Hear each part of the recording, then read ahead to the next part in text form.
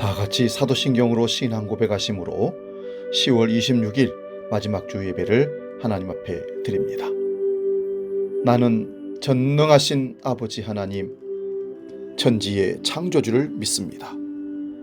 나는 그의 유일하신 아들, 우리 주 예수 그리스도를 믿습니다. 그는 성령으로 잉태되어 동정녀 마리아에게서 나시고 본디오 빌라도에게 고난을 받아 십자가에 못 박혀 죽으시고 장사된 지 사흘 만에 죽은 자 가운데서 다시 살아나셨으며 하늘에 오르시어 전능하신 아버지 하나님 우편에 앉아 계시다가 거기로부터 살아있는 자와 죽은 자를 심판하러 오십니다. 나는 성령을 믿으며 거룩한 공교회와 성도의 교제와 죄를 용서받는 것과 몸의 부활과 영생을 믿습니다. 아멘.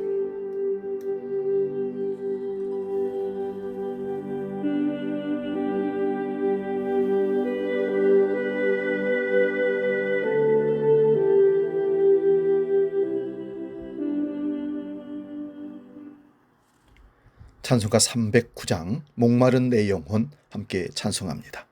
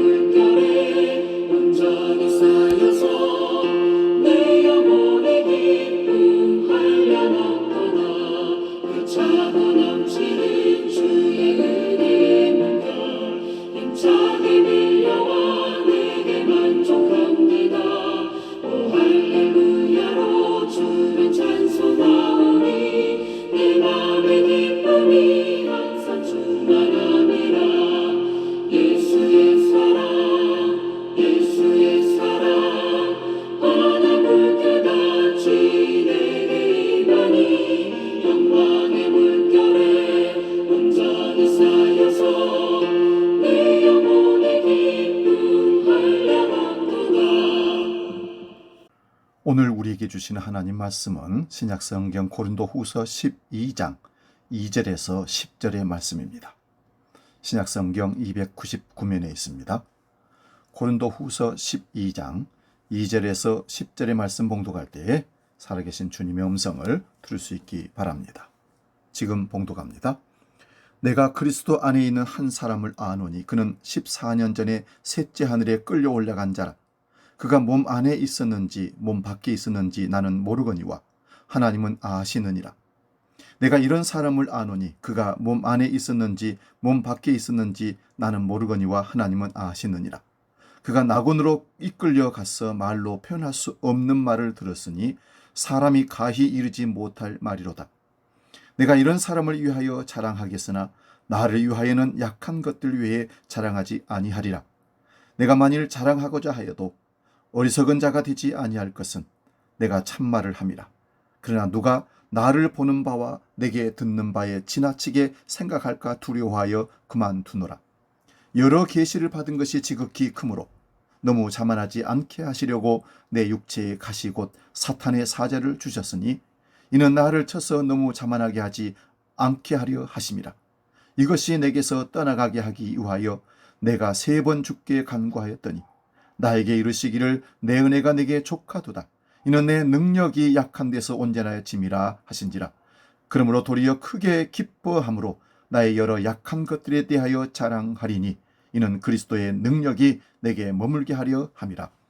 그러므로 내가 그리스도를 위하여 약한 것들과 능력과 궁핍과 박해와 곤고를 기뻐하노니 이는 내가 약한 그때에 강함이라. 아멘. 봉독한 말씀으로 은혜의 자족성, 이런 제목으로 말씀을 상고하면서 피차 은혜를 나눕니다. 사도 바울을 모르는 기독교인은 없습니다.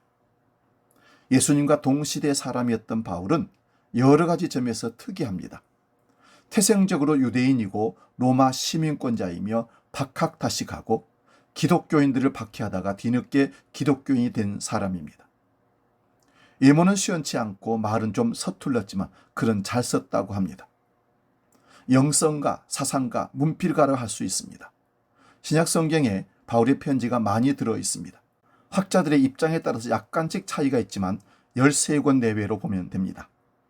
그의 편지가 없었다면 기독교 신앙은 지금처럼 깊이 있게 발전되지 못했을 것입니다. 오늘날과 달리 바울은 당시에는 별로 인정받지 못했습니다. 그도 그럴 것이 그는 예수님을 직접 만나본 적이 없는 인물입니다. 예수님과 함께 3년 가까이 동고동락했던 제자들과 추종자들이 볼 때 바울은 굴러온 돌이기 때문에 사도의 권위를 인정받을 수가 없었습니다. 그런데다가 그는 신학이나 성질에서 까칠했습니다. 복음의 순수성을 배타적으로 지켜내려고 했고 다른 이들과 대충 어울리는 것을 못했습니다. 그는 복음 전파를 위해서 평생 고생하다가 로마 감옥에서 쓸쓸하게 숨을 거둔 것으로 알려지고 있습니다. 다행스럽게도 그는 생전에 편지를 많이 썼습니다. 그 편지에 자신의 신앙을 정확하게 진술했을 뿐만 아니라 인간적인 피해와 고통에 대해서도 조금씩 적어 놓았습니다. 그런 흔적을 우리는 고린도 교회에 보낸 편지에서도 찾아볼 수 있습니다. 고린도 교회는 바울이 개척한 교회입니다. 그가 떠난 뒤에 다른 교회 지도자들이 고린도 교회에 들어와서 바울을 반대하는 발언을 하기 시작했습니다. 적대자들로 인해서 바울이 처음 전했던 복음이 변질될 위기에 처했습니다. 이는 마치 정통교회의 이단 신천지 교도들이 들어와서 교회를 흔드는 경우와 비슷합니다. 바울에 대한 고린도 교회 교인들이 신뢰가 흔들리기 시작했습니다. 고린도 교인들은 바울보다 바울을 비판하는 사람들의 말에 귀를 기울이기 시작한 겁니다. 이런 상황을 바울은 안타깝게 생각했습니다. 오늘 본문 앞에 나오는 고린도후서 11장 4절에서 자신의 심정을 피력했습니다. 예수를 잘못 전하는데도 당신들이 그것을 그대로 용납하다니 이해할 수 없다 말했습니다. 고린도 교회 교인들이 바울보다는 적대자들의 말에 더 솔깃한 이유는 바울의 영적인 권위가 여러 가지 점에서 자기들에 비해서 떨어진다고 보았기 때문입니다. 물론 그것도 다 적대자들의 선동에 의한 결과입니다. 고린도후서 10장 10절에 따르면 그들은 바울이 편지에서만 권위가 있는 것처럼 보일 뿐이지 직접 대면하면 시원치 않은 사람이라고 주장했습니다. 바울 스스로 고린도후서 11장 6절에서 내가 비록 말에는 부족하나라고 고백하는 걸 보면 이게 터무니없는 말은 아닌 것으로 보입니다. 가장 큰 약점은 앞에서 짚은 것처럼 바울이 12제자 출신이 아니라는 사실입니다. 바울의 적대자들은 그 사실을 강조하면서 자신들은 12제자 출신의 사도들로부터 권위를 인정받았다고 주장했습니다. 고린도후서 11장 13절 14절에서 그들을 거짓 사도라고 비난하면서 사탄도 자신을 광명의 천사로 위장한다고 말했습니다.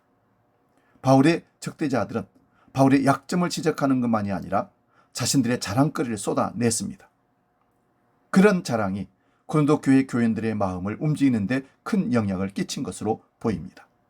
사람들은 허풍이라고 하더라도 그럴듯한 얘기에 영향을 받고는 합니다. 바울이 볼 때 이건 뭔가 크게 왜곡된 것입니다. 이런 상황에서 어떻게 해야 할까요?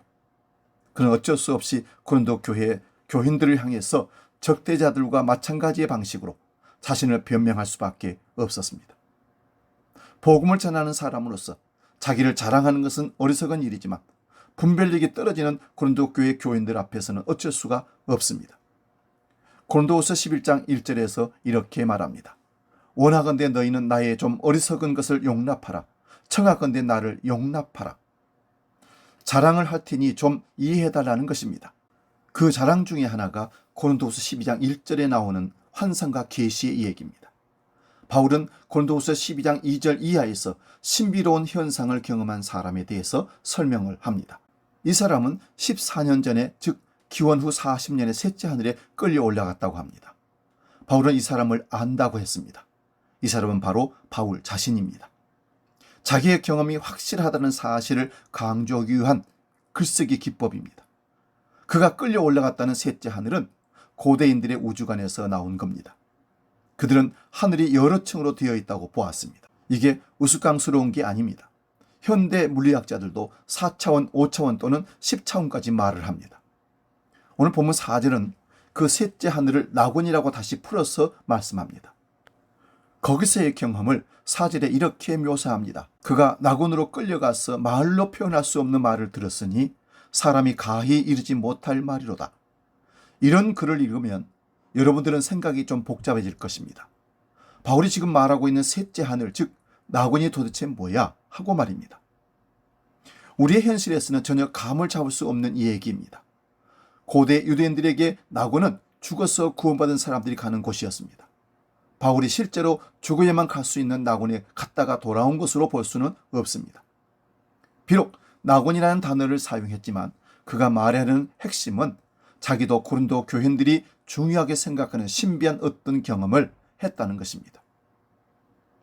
바울의 적대자들과 고린도 교회 교인들은 바울을 향해서 신비를 경험하지도 못한 사람이라고 비난하는 것으로 보입니다. 바울은 유대와 헬라의 신비한 현상을 별로 좋아하지 않는 사람입니다. 바울이 얼마나 이성적이고 논리적인 사람인지는 노마스를 읽으면 확인하게 나타납니다. 그럼에도 불구하고 바울은 자신도 이런 신비한 경험이 있다는 사실을 분명하게 짚었습니다. 고린도전서 14장에서는 신비한 언어, 현상인 방언에 대해서 언급합니다. 교회 공적인 모임에서 방언을 하지 말라고 충고하면서도 그는 스스로 방언 경험이 깊다는 사실도 분명히 말했습니다. 셋째 하늘과 낙원으로 묘사된 또는 방언으로 묘사된 현상은 일종의 종교적 황홀경입니다. 현실의 모든 것을 초월하는 경험입니다. 바울은 본문 2절 3절에서 셋째 하늘과 낙원을 말하면서 다음과 같은 토를 달았습니다. 그가 몸 안에 있었는지 몸 밖에 있었는지 나는 모르거니와 하나님은 아시느니라. 똑같은 말이 2번 반복되었습니다. 이게 뭘까요? 바울이 낙원에서 말로 표현할 수 없는 말을 들었다고 합니다. 절대적인 세계는 그야말로 분립문자입니다. 하나님의 빛을 어떻게 말로 표현할 수 있겠습니까? 바울이 말로 표현할 수 없는 것이라고 하는 것은 곧 부활 경험이라고 볼 수 있습니다. 바울은 지금 그것을 남에게 들은 정보로가 아니라 자신의 영적 실존에서 크게 깨달은 것입니다. 바울은 그 일이 14년 전에 일어났다고 했습니다. 부활의 주님을 만났다는 의미이기도 하고 그 만남의 리얼미터가 명확해졌다는 의미이기도 합니다. 그게 셋째 하늘이며 바로 낙원입니다. 바울은 지금 적대자들의 선동에 의해서 흔들리고 있는 고린도 교회 교인들에게 자신에게도 환상과 계시에 대한 분명한 경험이 있다는 사실을 전하고 있는 중입니다. 일종의 자기 자랑이라고 했습니다. 자랑하면서도 그는 자기의 자랑이 불러올 위험성도 잘 알고 있습니다. 이 편지를 받아볼 사람들이 바울을 과대 포장할 수도 있다는 겁니다. 그래서 그는 지나치게 생각할까 두려워하여 자랑은 그만둔다고 했습니다. 오히려 그는 지금 역설적으로 자신이 현실적으로 당하는 고통에 대해서 말하기 시작했습니다. 자신의 약점을 까발리는 겁니다. 여러 계시를 받은 것이 지극히 크므로 너무 자만하지 않게 하시려고 내 육체의 가시 곧 사탄의 사자를 주셨으니 이는 나를 쳐서 너무 자만하게 하지 않게 하려 하심이라 7절에 말씀합니다. 바울은 황홀경에 빠져서 현실을 외면한 사람이 아닙니다. 실제로 중요한 것은 일상에서의 삶입니다. 아무리 높은 수준의 황홀경에 이르렀다고 해도 일상을 외면할 수 없고 외면해서도 안 됩니다. 그는 일상에서 육체의 가시를 갖고 있었습니다. 그 가시는 난치병을 말합니다. 그는 환상과 계시 경험으로 교만에 떨어지지 않게 하시려고 하나님이 병을 주셨다고 생각했습니다. 낫기 위해서 바울은 3번이나 하나님께 간구했습니다. 이 문제가 해결되기를 간절히 바란 것으로 보입니다. 그런데 그는 하나님께서 놀라운 대답을 듣습니다. 본문 9절입니다. 내 은혜가 내게 족하도다. 이런 표현도 낯설게 들리는 분들이 있을 겁니다. 몸이 고달픈 마당에 무슨 은혜가 충분하다는 말이냐? 온전한 정신으로 저런 말을 할 수 있을까? 저런 걸 보면 광신자 같다 하고 말입니다. 그런 오해를 받을 수도 있습니다. 기독교인들이 어려운 일을 당하면 자기 함나에 빠지곤 하는 것처럼 말입니다. 몸이 아픈 것 자체가 좋은 게 아닙니다. 가난 자체가 좋은 것도 아닙니다. 그런 것들은 다 인간의 삶을 파괴하는 요소들입니다.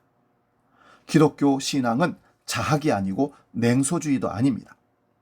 그렇다고 가난 예천도 아니고 고통 미약도 아닙니다. 다 극복되어야 할 요소들입니다. 기독교 신앙의 중심은 생명의 능력과 풍요로움에 있습니다. 문제는 어떻게 그런 능력 안에 들어갈 수 있느냐 하는 것입니다.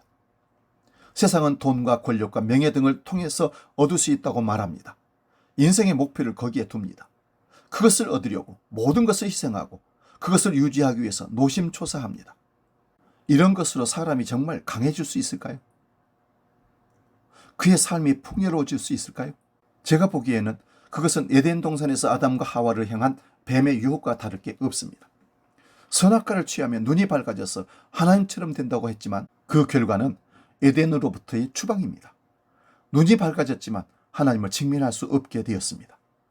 세상이 요구하는 것을 많이 소유할수록 우리 삶의 중심이 점점 공허해진다는 사실을 아는 분들이 다 알 것입니다. 기독교 신앙은 세상의 이런 방식에 동의하지 않습니다. 도대체 주님의 은혜가 충분하다는 게 무슨 뜻일까요? 이것을 실질적으로 생각해 보시기 바랍니다. 은혜는 선물이란 뜻입니다. 하나님 우리에게 실제 삶을 풍요롭게 살도록 선물을 주셨다는 겁니다. 이 사실을 14년 전 바울이 경험한 것과 연관해서 생각해 보시기 바랍니다. 황홀하게 경험된 그것이 부활이라고 앞에서 말씀을 드렸습니다. 부활은 하나님만이 고유한 능력으로 행할 수 있는 생명의 완성입니다. 이것보다 더 큰 은혜는 없습니다. 이 사실을 분명하게 알고 믿을 수 있다면 우리는 정말 풍요롭게 그리고 강력하게 세상을 살게 될 것입니다. 어떤 일을 해도 하나님의 은혜가 나에게 충분하다는 고백을 하게 될 것입니다. 문제는 부활 경험이 확실하지 않는다는 데 있습니다. 그게 손에 잡히지 않기 때문에 우리의 신앙이 앞으로 나아가지 못합니다. 대개는 그걸 막연하게 놓아둔 채 다른 열정으로 교회 생활을, 종교 생활을 합니다. 빌립보서 4장 11절에 내가 궁핍함으로 말하는 것이 아니라 어떠한 형편이든지 나는 자족하기를 배웠노니, 여기서 바울이 말하는 자족하기를 배웠노니는 신앙의 훈련과 성화의 과정에서 점진적으로 체득된 덕목입니다. 영국의 웨슬리 목사는 자족을 단순히 물질적 만족이나 감정적 안정으로 보지 않았습니다. 그는 자족이 하나님의 은혜 안에서 성령의 인도하심을 통해 얻어지는 내적 평안이라고 보았습니다. 우리가 날마다 하나님께 의지하며 성령의 도우심으로 우리의 욕망과 두려움을 초월하는 법을 배워간다고 가르칩니다. 바울은 감옥에서도 고난 중에서도 자족할 수 있었던 이유는 그의 삶이 하나님의 충만하심과 약속에 뿌리를 박혀 있기 때문입니다. 오늘날 우리의 삶에서 자족은 도전적인 과제입니다.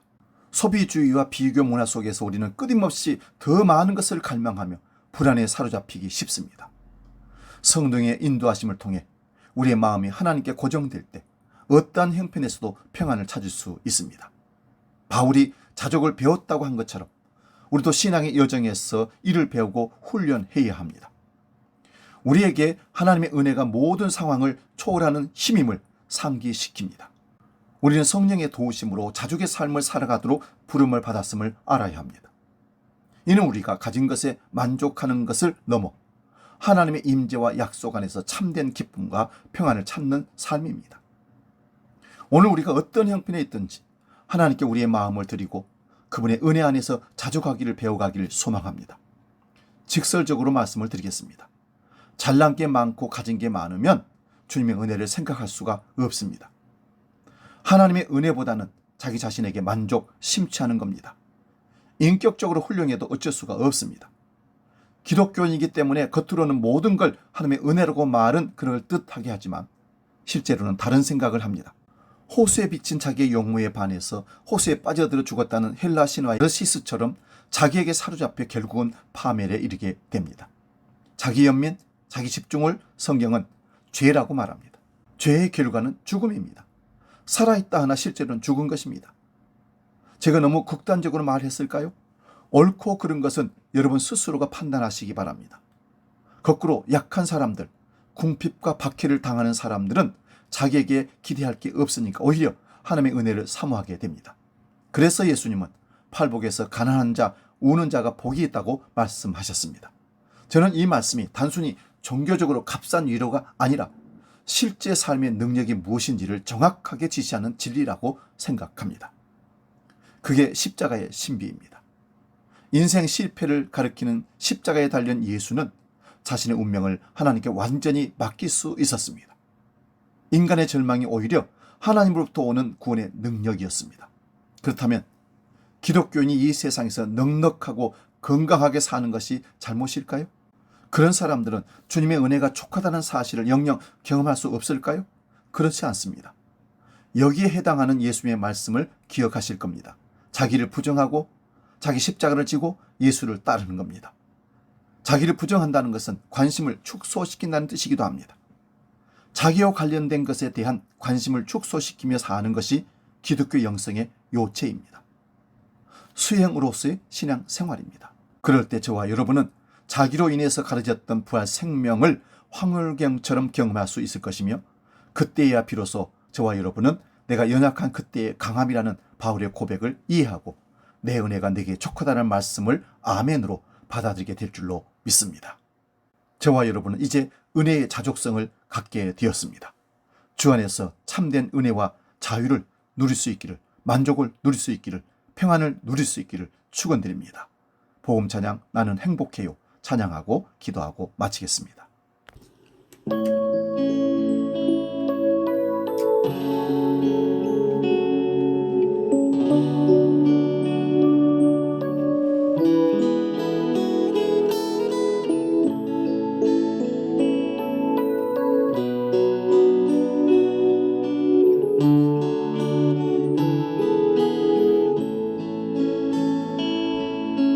주님 한 분밖에는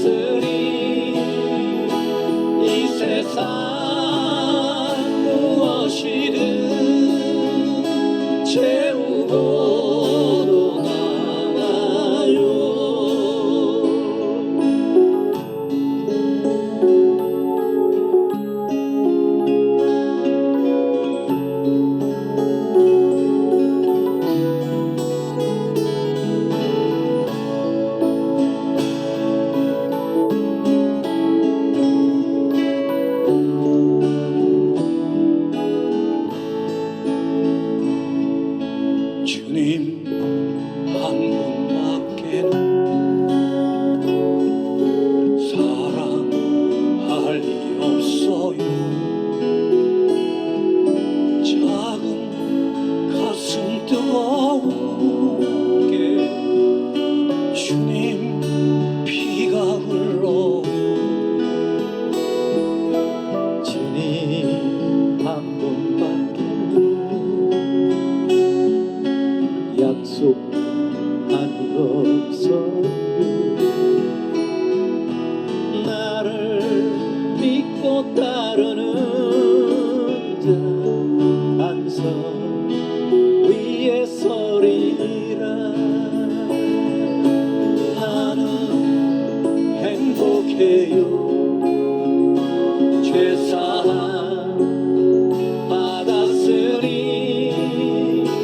아버지 품 안에서 떠나 살기 싫어요. 나는 행복해요. 사랑이 샘솟으니 이 세상 무엇이든 채우고 나요. 나는 행복해요. 죄사함 받았으니 아버지 품 안에서 떠나 살기 싫어요. 나는 행복해요. 사랑이 샘솟으니 이 세상 무엇이든 채우고 남아요. 이 세상 무엇이든 채우고 남아요.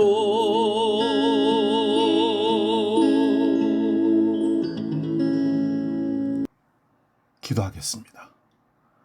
하나님 아버지, 우리는 이 세상을 살아가면서 자족함을 모르고 탐욕에 이끌려 살아감을 용서해 주옵소서.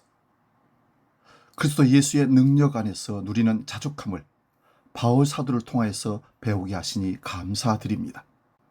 궁핍에 처하고 풍부에 처해도 믿음의 삶에 요동치 않는 건강한 신앙을 갖게 하시고 우리에게 능력 주시는 주님 안에서 자족함을 누리는 은혜를 허락하여 주옵소서. 우리의 부족함이 하나님의 은혜를 사모하는 통로가 되게 하시고 하나님의 은혜가 머무르는 기회가 되게 하여 주옵소서. 이제는 길이요 진리요 생명이신 우리 주 예수 그리스도의 은혜와 아버지 하나님의 크고 놀라우신 사랑과 성령님의 내주하시고 충만케 하시고 이끄시는 은총의 역사가 은혜 안에서 자족성을 갖고 믿음의 삶을 살기로 결단하며 나아가는 모든 주의 권속들 머리 위에 이제로 영원히 함께 하시기를 간절히 축원하옵나이다. 아멘.